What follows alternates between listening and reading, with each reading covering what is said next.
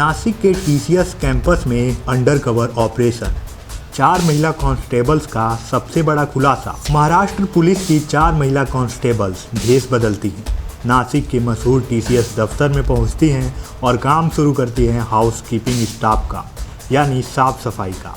ये किसी spy thriller film की स्क्रिप्ट नहीं है, ये एक खौफनाक हकीकत है, एक ऐसा सीक्रेट मिशन जिसे अंजाम देना पुलिस के लिए मजबूरी बन गया था, क्योंकि इस मल्टीनेशनल कंपनी के बंद दरवाज़ों के पीछे जो खेल चल रहा था वो आपके और हमारे किसी के भी रोंगटे खड़े कर सकता है।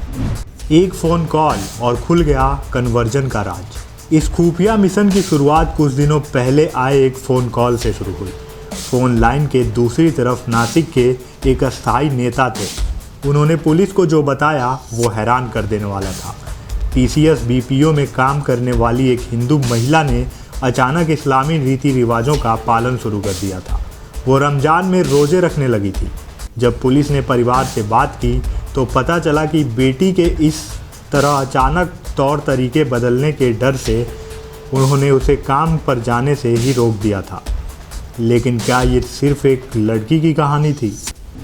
झाड़ू पोछे के बहाने शिकारियों पर नज़र।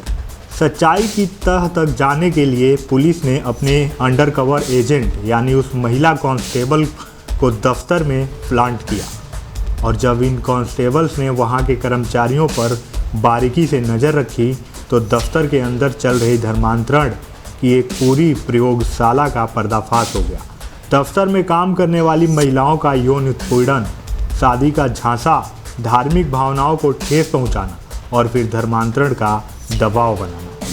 12 शिकार, 6 टीम लीडर, 1 एचआर मैनेजर। आंकड़े डरावने वाले हैं। अब तक 12 पीड़ित सामने आ चुके हैं। शुरुआत में 8 महिला और 1 पुरुष कर्मचारी ने हिम्मत दिखाते हुए कंपनी के 6 टीम लीडर्स और 1 एचआर निदा खान के खिलाफ शिकायत दर्ज कराई थी। अब 3 और पीड़ित सामने आए हैं। लोकलाज के डर से ये अब तक चुप थे। एसआईटी की जांच इशारा कर रही है कि ये संख्या अभी और बढ़ेगी। टारगेट सेट, ब्रेन वॉश और मलेशिया कनेक्शन। इनका काम करने का तरीका बेहद शातिर था। आरोपी टीम लीडर्स टारगेट की धार्मिक मान्यताओं को गालियां देते थे, भावनाओं को ठेस पहुंचाते थे और फिर इस्लाम को बढ़ा चढ़ाकर पेश करते थे।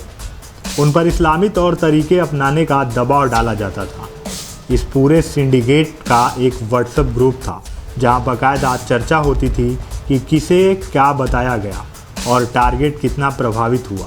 सबसे बड़ा खुलासा ये है कि इस पूरे खेल के तार मलेशिया में बैठे एक संदिग्ध धर्म प्रचारक इमरान से भी जुड़ रहे हैं। 2022 से चल रहा था कट्टरपंथी का खेल।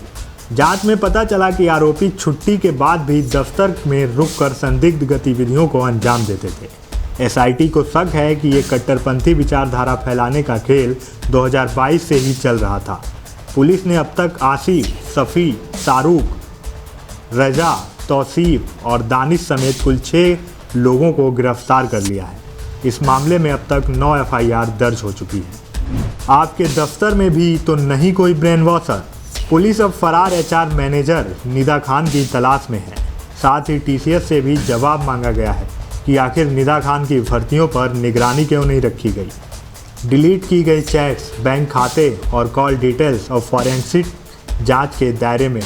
ये खबर सिर्फ एक घटना नहीं बल्कि एक बड़ा अलर्ट है वर्किंग प्रोफेशनल्स और उनके परिवारों के लिए। दफ्तर केवल काम करने की जगह है। अगर वहाँ आपके विचार या धर्म बदलने की कोई भी कोशिश हो रही है तो चुप मत रहिए, तुरंत आवाज़ उठाइए। इस महाखुलासे पर हर अपडेट आप तक हम पहुँचाते रहेंगे। Bureau report, daily 24 Bharat.